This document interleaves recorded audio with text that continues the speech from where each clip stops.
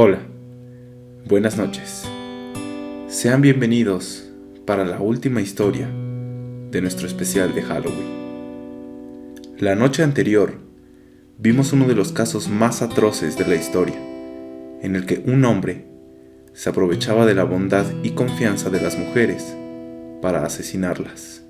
Pero hay algo que es más repugnante que abusar de la buena voluntad de las personas, y es aprovecharse de la inocencia de los niños. El día de hoy veremos el caso de uno de los asesinos más repugnantes, escalofriantes y depravados de la historia. Un caso que sigue impresionando a las personas no solamente por lo inhumano de sus crímenes, sino porque durante el tiempo en que este monstruo estuvo activo, asesinó y abusó de por lo menos 170 víctimas, y se cree que pudieron haber sido en total más de 300.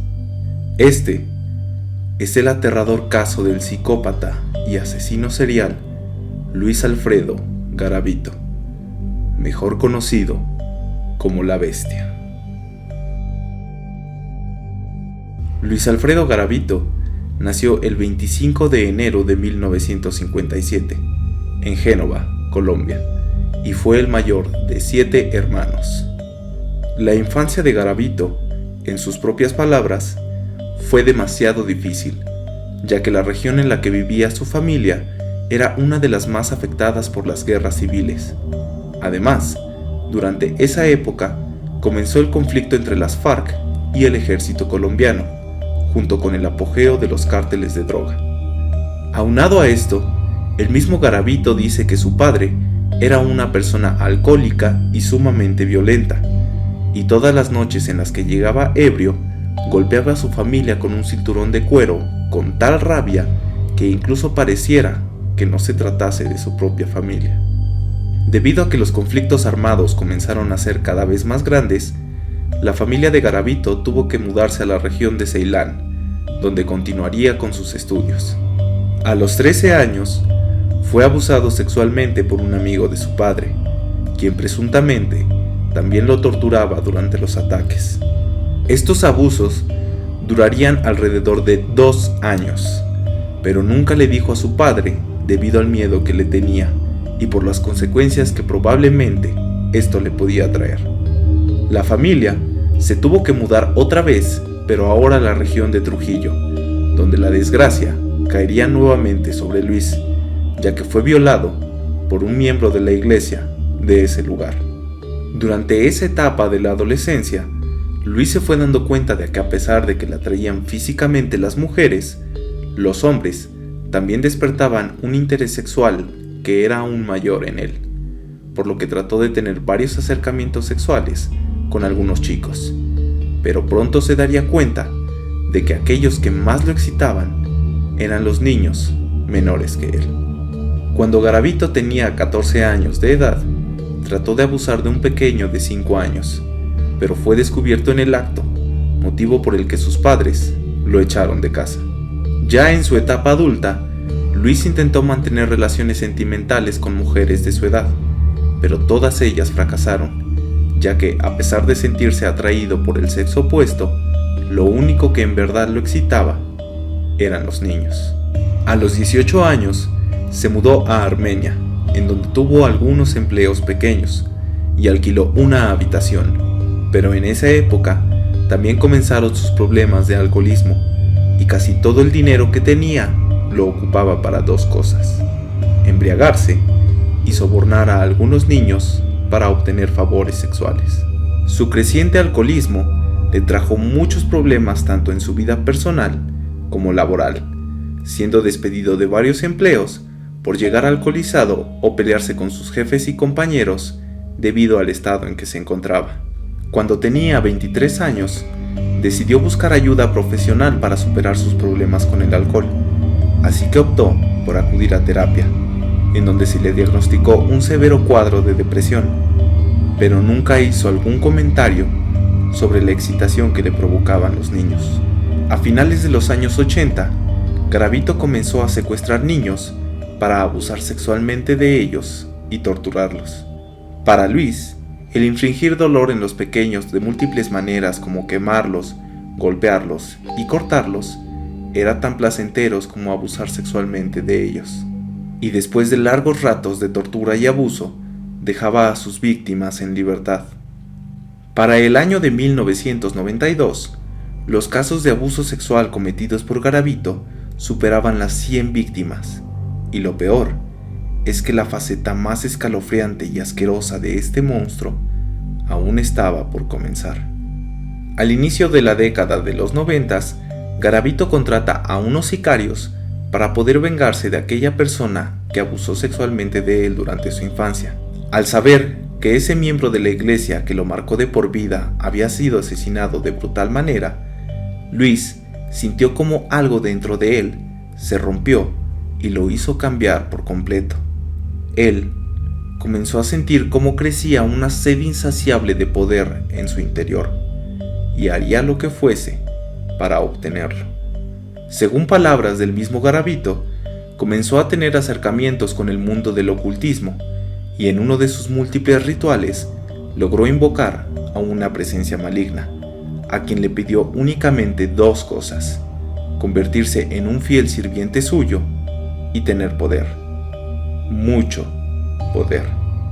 Esta presencia supuestamente le dijo que cumpliría con su parte del trato a cambio de que él le entregara su alma.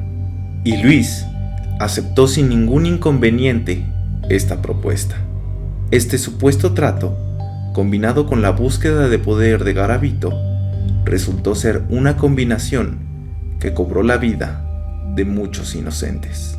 En octubre de 1992, Luis comenta que sintió nuevamente la presencia de ese ser, quien le dijo que tenía que viajar a Jamundí. En ese lugar, este monstruo buscó a un chico de escasos recursos y le ofreció dinero para que lo acompañara a un lugar lejano y sin testigos. Una vez ahí, Garavito comenzó a torturarlo de la misma manera que a sus otras víctimas. Después de esto, comenzó a abusar del pequeño, pero en esta ocasión sintió la necesidad de hacer algo más con su víctima y optó por apuñalarlo en el corazón.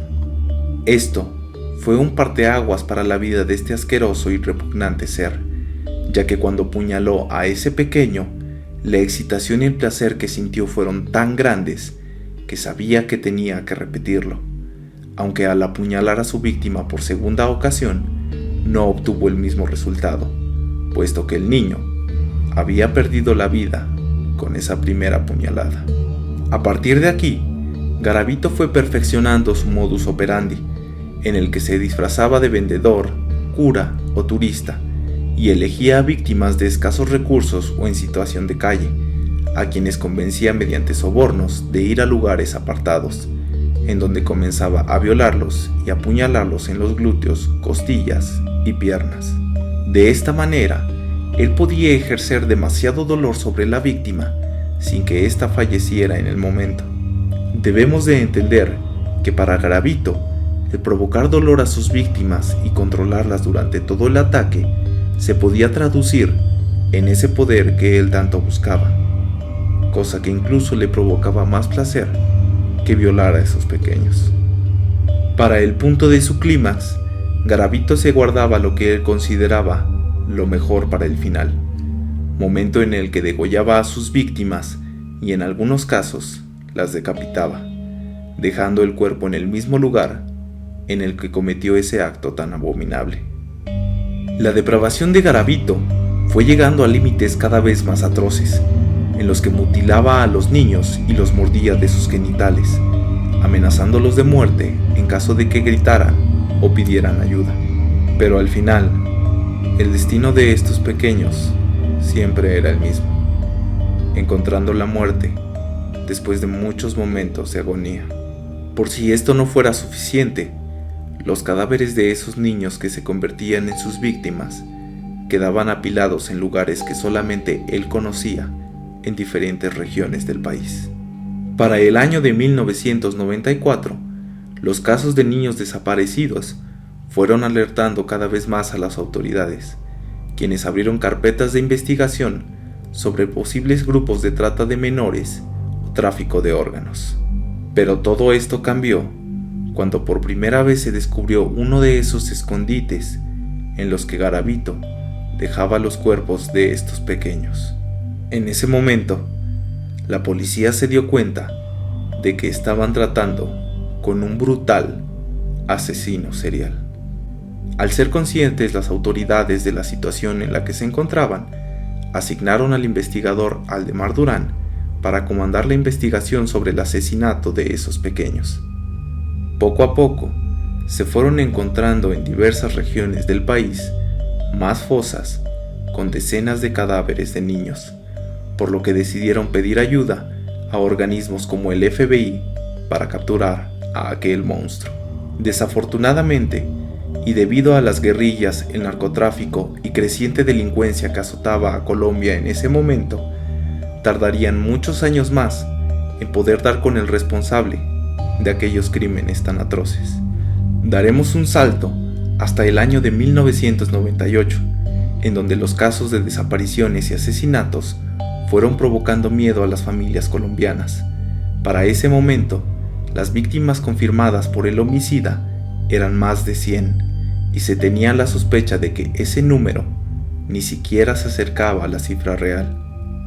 El 3 de febrero de 1999, en Palmira, después de que Garavito cometiera uno de sus brutales asesinatos, se quedó dormido en la escena del crimen, pero con lo que él no contaba es que el cigarrillo que había encendido, aunado a la botella de licor que siempre dejaba en las escenas del crimen, provocaría un incendio en el que casi pierde la vida.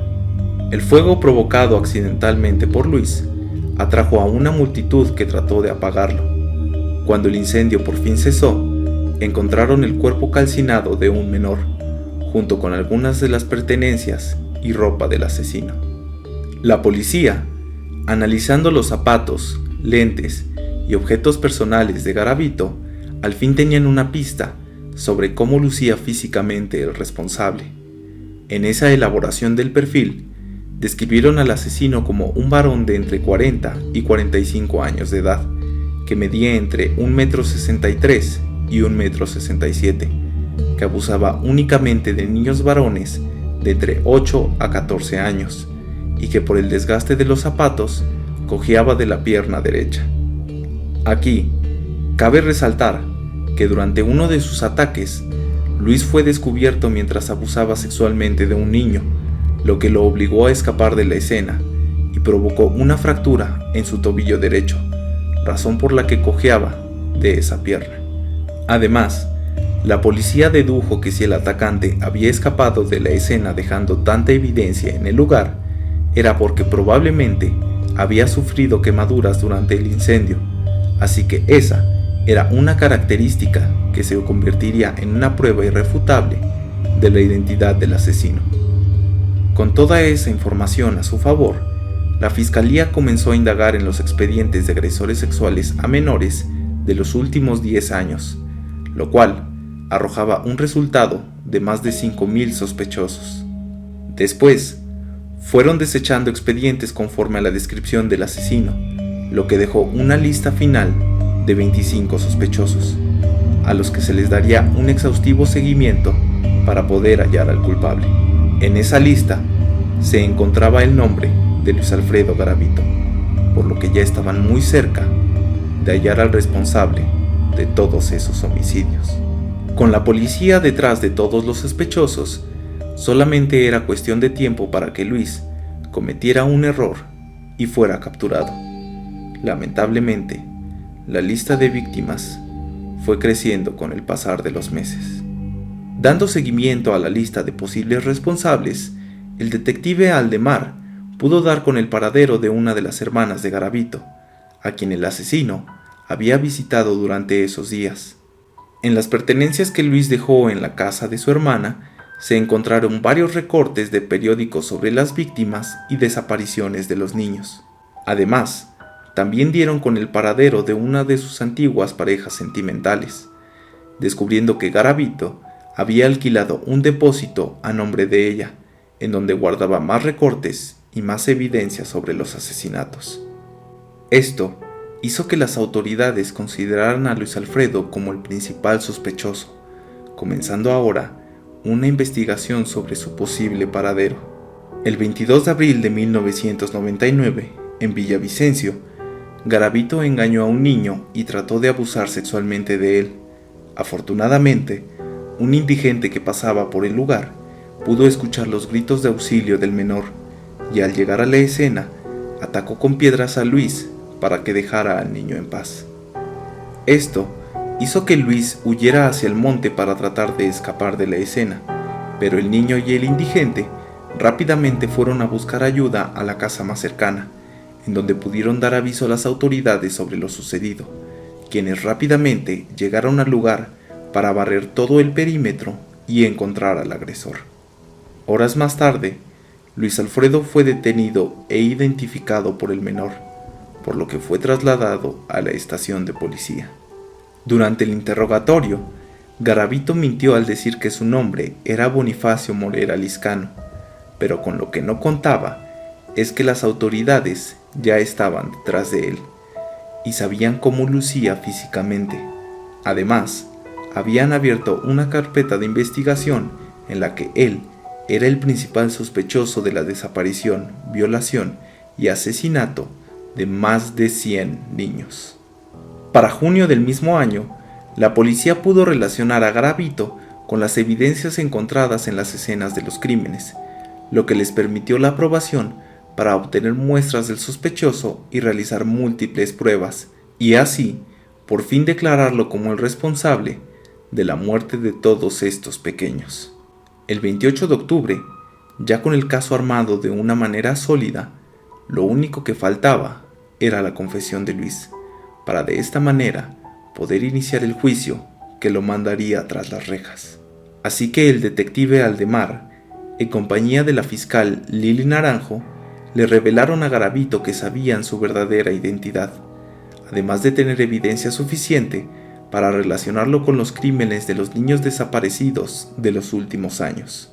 Esto hizo que Luis Alfredo por fin se diera cuenta de que no tenía escapatoria, lo que hizo que se quebrara en ese instante y confesara los detalles de sus asesinatos y las ubicaciones de varios de sus cementerios que tenía a lo largo del país. Este interrogatorio duró alrededor de 9 horas, en donde el investigador y la fiscal pudieron escuchar los detalles sobre los indigestos actos que este monstruo perpetró sobre aquellos niños inocentes. Además, les confesó que también tenía un diario en el que apuntaba los lugares que había visitado junto con las edades de sus víctimas. Tan solo imagínense escuchar durante todo ese tiempo hasta el más mínimo detalle de lo que este maldito monstruo depravado les había hecho a todos esos niños a lo largo de alrededor de 7 años. Obviamente, las autoridades quedaron horrorizadas ante tan repugnantes declaraciones. Cuando el interrogatorio concluyó, Garavito había confesado por lo menos 140 casos de homicidio, con lujo de detalles en cada uno de ellos, y se sospecha que muy probablemente se guardó muchos casos más, con los cuales se podría superar sin problemas la cifra de 200 menores que fueron abusados y asesinados por este desgraciado. El juicio de Luis Alfredo Garavito fue uno de los que más controversia causó en las personas, quienes quedaron horrorizadas al saber los detalles sobre sus homicidios y el número de víctimas que acumuló durante casi 7 años. Garavito fue hallado culpable y condenado a 1853 años de prisión, pero en algo en lo que solamente podemos llamar como injusticia por parte del sistema judicial o ausencia por parte de un dios o fuerza divina que castiga a este maldito monstruo por todos los actos que cometió, solamente se le dieron 40 años de prisión. Esto se debe a que en ese entonces las leyes colombianas tenían algo llamado unificación de penas, en las que a pesar de ser hallado culpable de múltiples cargos, solamente se aplicaría la condena más alta sin importar el tipo de crímenes que hubiese cometido el acusado. Lo peor de todo es que debido a su colaboración con la justicia y al haberse hallado culpable de todos los cargos, pudo tener acceso a un beneficio en el que si cumple con un buen comportamiento mientras está tras las rejas, solamente pasará preso 3/5 partes de su condena. Es decir, solamente estará en prisión por 24 malditos años. Si hacemos números, esto nos arroja el promedio de que por cada asesinato que Luis Alfredo cometió, solamente se le dio un mes de prisión. Es decir, la vida de cada uno de esos niños solamente valía un mes en prisión. Así que uno de los asesinos más brutales, depravados y despiadados de la historia podría salir libre en 2024 a pesar de haberle arrebatado la vida e inocencia a más de 300 niños. Al día de hoy, ya con 63 años de edad, Garavito sigue con vida, aunque en un giro del destino, o algo en lo que podríamos decir que por fin el karma está actuando y le está haciendo pagar un poco por todo el daño que cometió, fue diagnosticado con leucemia el 10 de marzo del 2020 y su estado de salud, según los médicos, es bastante grave. Sin lugar a dudas, este fue el caso que más me horrorizó de todo el especial de Halloween, y lo peor de todo es ver las entrevistas que este tipo ha dado durante los últimos 20 años, ya que en sus declaraciones se refiere a los actos que cometió como si únicamente hubiera robado un dulce de una tienda, tratando de minimizar todo el daño que provocó a esos niños y todo el daño que le provocó a sus familias. Si es que de verdad existe la justicia divina, muy personalmente, en mi opinión, espero que este despreciable ser nunca quede en libertad. Esta fue la aterradora historia de Luis Alfredo Garavito, mejor conocido como La Bestia, uno de los asesinos seriales más escalofriantes que han existido a lo largo de la historia.